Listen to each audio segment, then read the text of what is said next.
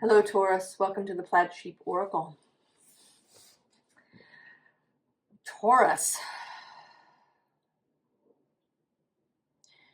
you are being called. Called into magic is the only way to say it. It is the thing. Into a life of magic.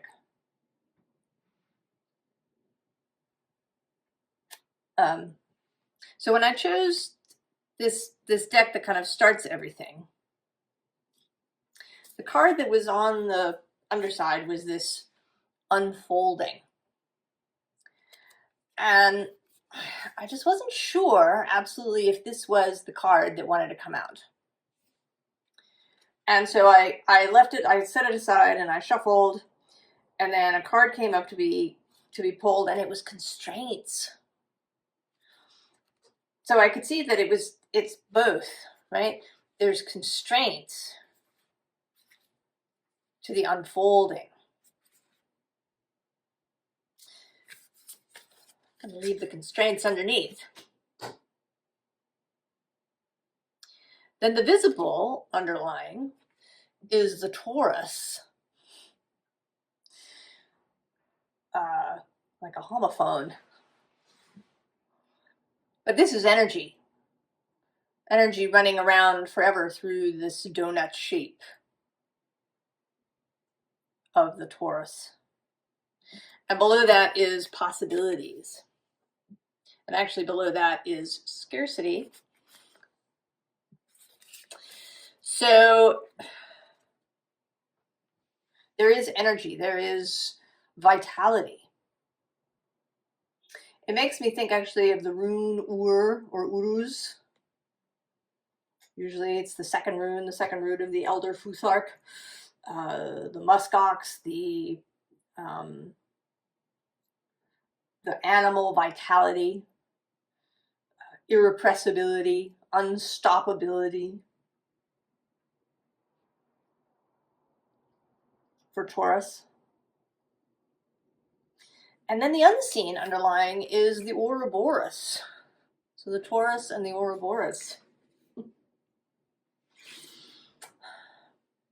And it is about cycles. But in this particular deck, it always just looks to me like a portal. That there's this, what I want to say is that there's the apparent cycle. Maybe the cycle of your life, the way things seem to go. And maybe it feels as if you do repeat some of the same things, or that your life seems the same, or that you can really see this cyclical nature. And maybe you see it as a spiral, right? Lots of people like to talk about how the journey is more of a spiral, right? So you come back to the same point, but it's at a different level. And I want to say that this is just going through that. Kind of leaving that behind, like, or almost that this cycle, this thing that you think is fixed, is actually a portal, the way through, that you could go through it into another space as the bee is about to pass through this ring.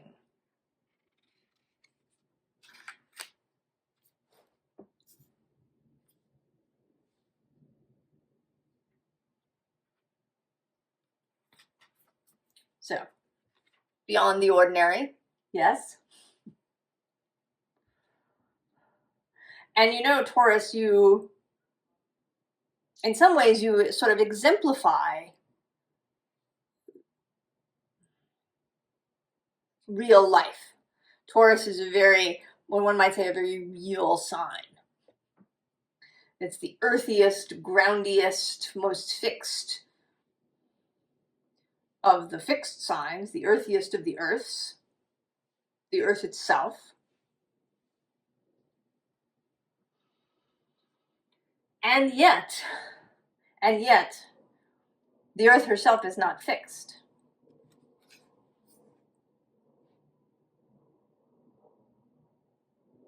There's so much wonder and amazingness just in the earth and in what happens here, and in, you know, the amazing creations and living beings that exist on earth. And then even more, there is beyond that too. There is that creational realm where all things are born. And in some ways, that's kind of the Scorpio other side, but I kind of want to say that there's a subtle difference. That Scorpio is kind of this composty place, a deep place. Whereas the creational realm is kind of beyond that, even further.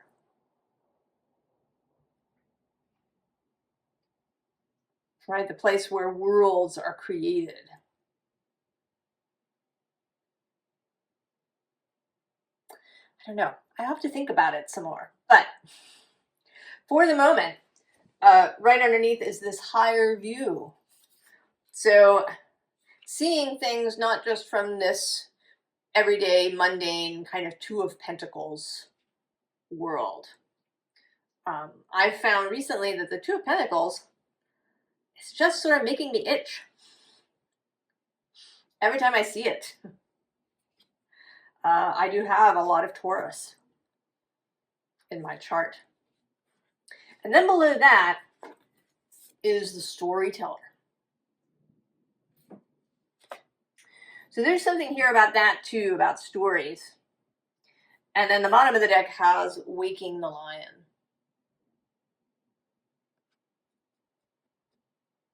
Really waking the lion. Not just creative force, but magical force. You know, he's not the lion that you saw on in that YouTube video. He's like a mystic, magical lion. He makes Aslan look ordinary. And of course, earth magic.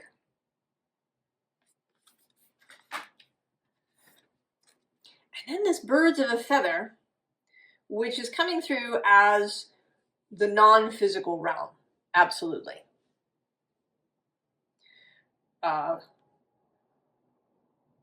This is the non-physical realm, denizens of that realm that are calling.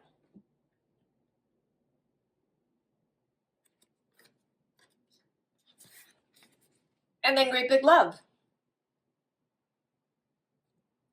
There is love there for you. There's the love that you have and that I think will expand if you take this journey.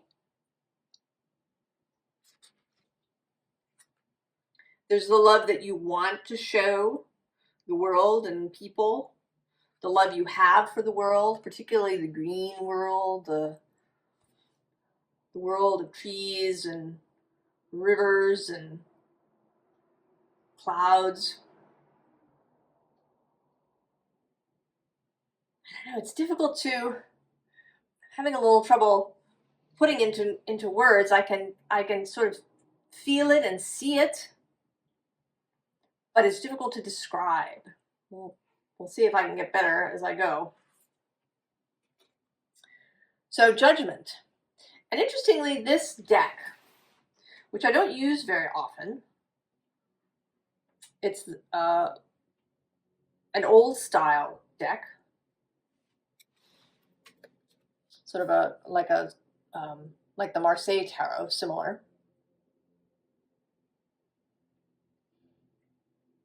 So there's something about that. The idea of things not old-fashioned, but in some ways the way that we used to think. You know, I think that life was more magical in previous generations. we didn't have answers, or I should say explanations, everywhere for everything. And I think that it was more natural for us, or easier, certainly, to walk in this magical world. Rupert Sheldrake talks about that, how in the medieval period everything was enlivened with soul. Certainly, Hildegard of Bingen talked about viriditas, that energy of God, of the life force that moved through everything.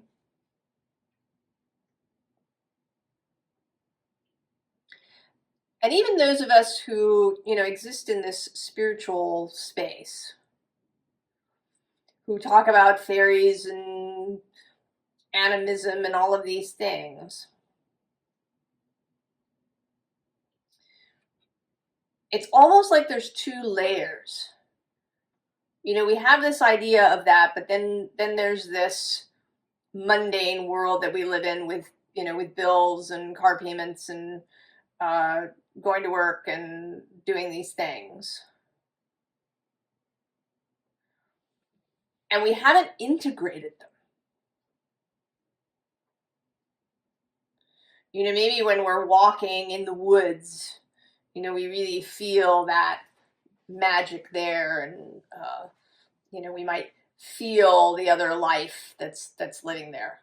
But when we get in our car to go to work, or on the subway or somewhere, and we're in the office, it vanishes.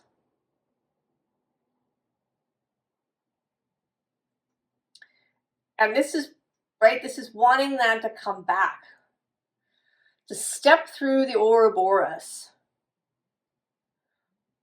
is to understand the magical nature of everything.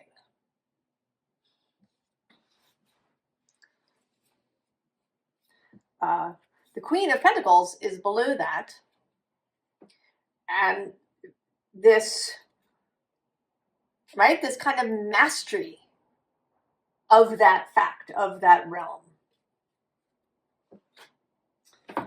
The underside is the moon, all of the mysterious, magical things. Then we have the Eight of Cups, the willingness to leave something behind. And here, I think, to leave behind this very sort of ordered arrangement of cups. And then we have strength. And what I want to say about that is that it's not about forcing your way, right? It's not about forcibly waking the lion. That's not going to work. Trying to force your way through the portal, through, I don't know, maybe through specific actions, perhaps for doing a lot of rituals, or I don't know what else you might do. But there's something here about not forcing your way into this space.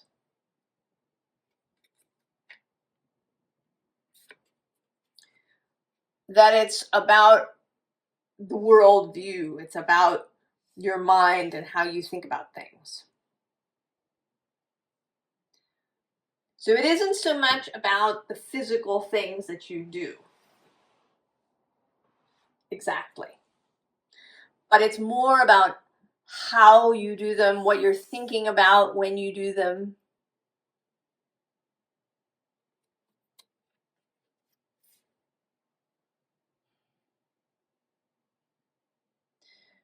Really coming to see and believe and have faith and knowing, certainty, I even want to say. I don't usually use that word a lot, but that this is truth. That you are moving in a magical world. And in this Six of Pentacles, very interestingly, it's simply about moving on from the Five. So moving from that space of scarcity that we saw underneath these cards, under the possibilities. So moving on from the idea of scarcity, from the idea that it really is just all very fixed and there's the magical world and the mundane world, and never the twain shall meet.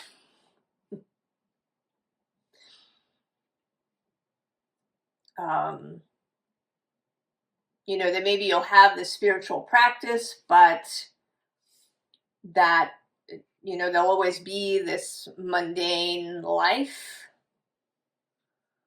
world. There's nothing you can do about that. Because then we get the Oracle of the Hidden Realms. Right? All those spaces. Right? The water spirit, the face seen in rivers and lakes. Emotions, memory, life force.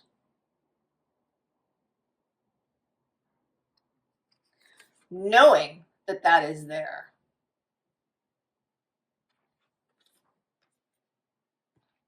And the underside is the path of the gods. It says decisions, meetings, future plans, but really it's the path of the gods. This other place on the other side of the Ouroboros. The other side of this cyclical life space.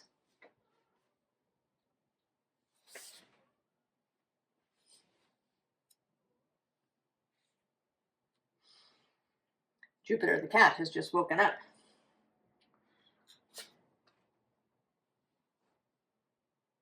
Then we have healing the earth. Love, humility, respect. Right? And this image of kind of not just healing perhaps, but world creation. And different people talk about it in different ways. Do you create reality? Do you bend reality? Do you move from one timeline to another? Maybe it doesn't matter. I think that maybe we can't know. We think up all these metaphors. We think up all these metaphors because the truth is kind of too vast and, beyond the human brain to encompass. So it doesn't really matter. Are you molding whatever it is? However you want to think about it. But that there is a creational, desire-based thing that's going on. And then the Dawn Watcher, the other part, there's you, and then there's Source, and all of non-physical. It says caretaker, guardian, support.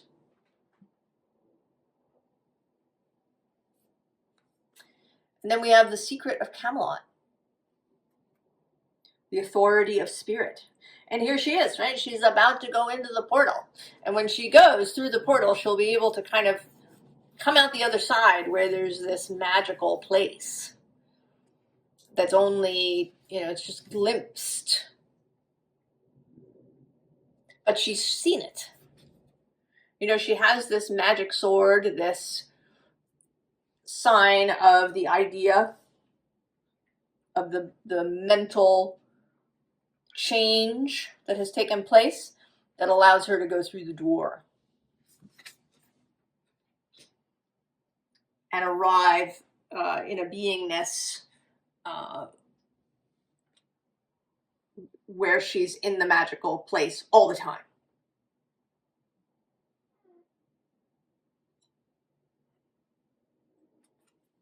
So we have the Fool.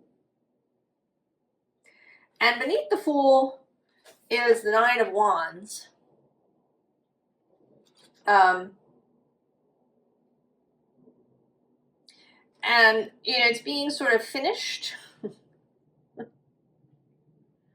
Finished with what was, and now heading into something else, because at the bottom of the deck is the Eight of Wands. So meeting this energy, walking into it with joy. So here you are in your Five of Pentacles. And there, you're actually here twice. You're here in the Five of Pentacles, and you're also here in this Seven of Pentacles. And you're, you know, in the Five, you're in this frozen place, very fixed place. It's cold. It might be bleak. It might be boring. And then in the Seven, it's, you know, I mean, it's a little warmer. It's nicer. Things are going, but it's, you know, do you want to leave? You know, maybe things are okay enough. And there's this possibility of the Three of Swords. You're kind of, right, you're staring at the Three of Swords here.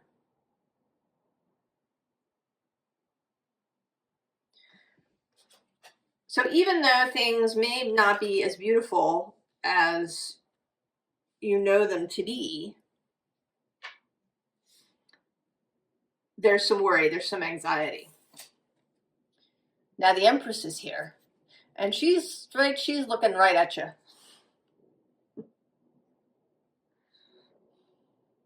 She's one of these birds of a feather on the other side, who's calling to you, come. You're going to enjoy it. Really, you are. If you can just release this idea of the Three of Swords, on the other side is the Nine of Cups. So wish fulfillment, ease, grace, mastery, joy.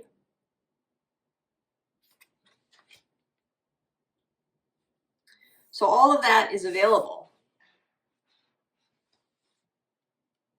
But you have to be willing to go through the door. To take the time to know that you are in this magical space.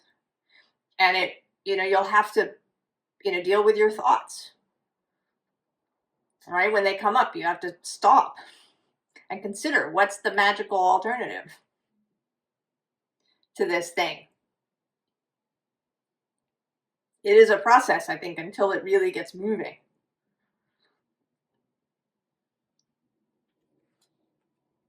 So advice. We have desert dreams.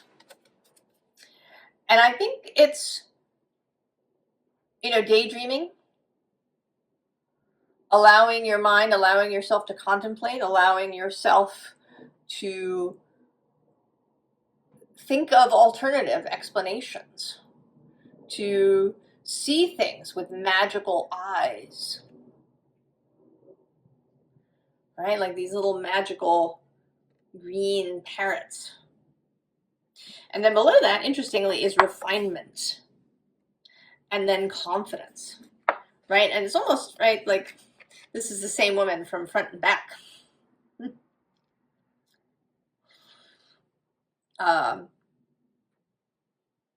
You know, that you're going to refine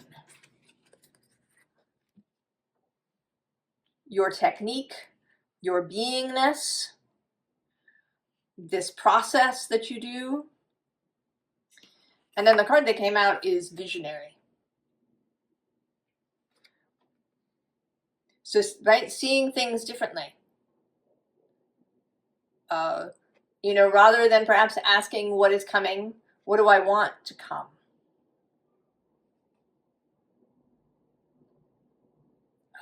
What is my desire? How can I envision that? How can I see it before me?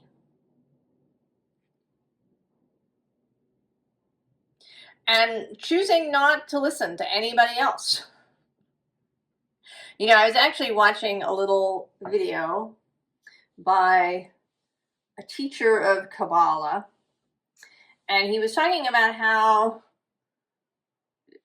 one needs to be certain right? To have a certainty of faith that, you know, that all is well, that there is this source energy he calls the creator,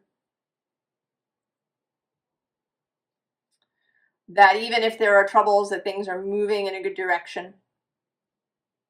And then one of the things to do is to find other people who feel this way. So there is this kind of secondary meaning to this birds of a feather, because certainly it is easier to hold this energy, to know it, especially at the beginning, if there are other people. So we also, right, to ignore the doubters,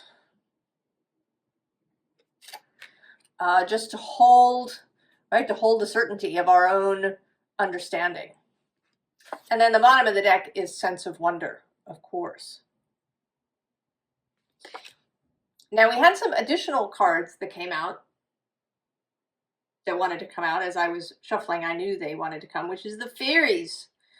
This is the Fairies Oracle by Brian Froud.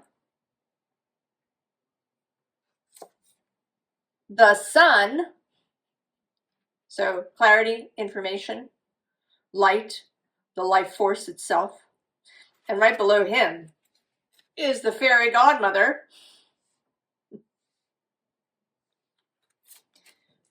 And then the bottom of the deck is the Topsy-Turvets.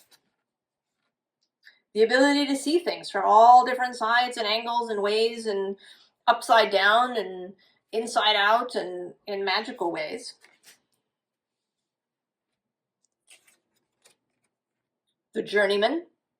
Now you gotta go, the journey to be made from where you are to through the Ouroboros.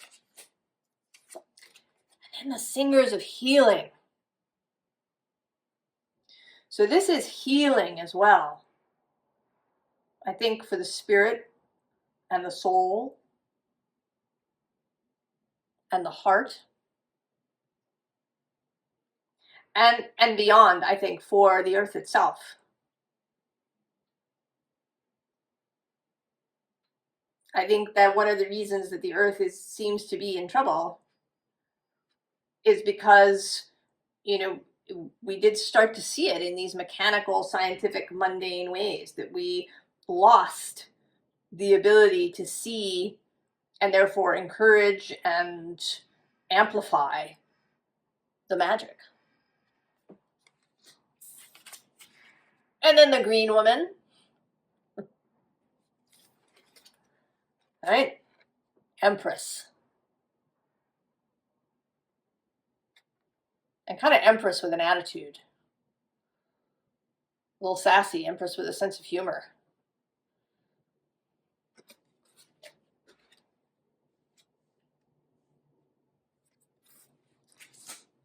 To adopt that way of being.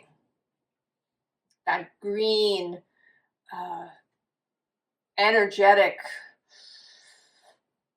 enlivening, fecund, generative, and fun, and, you know, a little wicked and a little mischievous way of being, right? The fairy way. Taurus. I know, I might have to do a second video. I feel like I've only gotten part of the way, and yet I've only been talking for half an hour. I don't know, and, you know, on the one hand, it's very straightforward. You're here, you're living in this way that, you know, maybe feels unsatisfying and boring, and also doesn't, you know, allow for things to really get growing. And then there's this passageway, and you go through it. And then, you know, I think it's this process of renewing that faith every day until it really becomes second nature. And I think that as you go along, you're going to start to get more and more confirmations that this is true, right? The little green parrots are going to show up. There's going to be synchronicities. You're going to meet maybe other people who are looking to go through the Ouroboros. All of this is, right? There's going to be confirmation and amazingness that happens, but that there is a kind of discipline, a kind of devotion to this idea that is necessary. I hope that this world on the other side is attractive enough that you will go through, Taurus. I hope it for all of us. And you should come back and talk about it if you do. I wish you the best journey, Taurus. And I'll see you next time. So long.